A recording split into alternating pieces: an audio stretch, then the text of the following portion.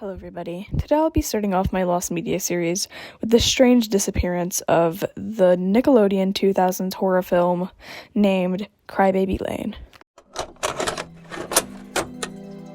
So imagine this, you're a kid in the 2000s and it's Halloween and you're watching Nickelodeon and this strange movie comes on that's honestly kind of creepy.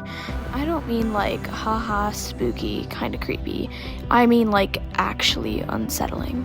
Then years later you go on the internet to try to search for it and you find nothing, no reruns, no people talking about it, nothing. This is what happened with Crybaby Lane.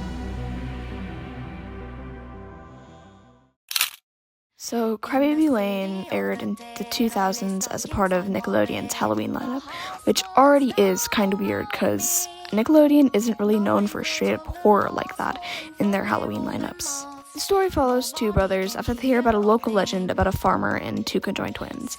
And one of the conjoined twins didn't survive, and yeah, it just gets darker from there. Eventually, they find out that the legend might not be a myth after all, and it just gets creepier from there. And keep in mind, this aired on a kids' channel. Now, here's where it gets strange. After that one premiere, Nickelodeon never aired it again. No official releases, no reruns, absolutely nothing. And over time, posts started popping up online saying things like, "Hey, does anyone remember this strange, creepy film?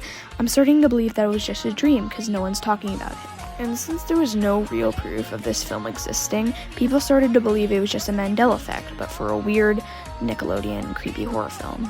And honestly, this is what makes the whole thing kind of unsettling. Because imagine remembering something that specific and then just finding no traces of it at all.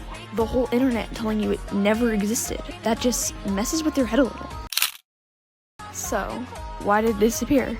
Well, the most common explanation is that it was just way too dark for Nickelodeon. Apparently, parents complained after its release, saying it was way too dark for Nickelodeon's average audience, which makes sense, because compared to the usual Nickelodeon stuff, this was a huge shift. So instead of rerunning it, they just quietly didn't.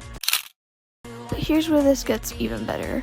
Years later, after the "is this real" debate, Crybaby Lane was finally confirmed to be real by Nickelodeon themselves. And in 2011, they finally re-aired it.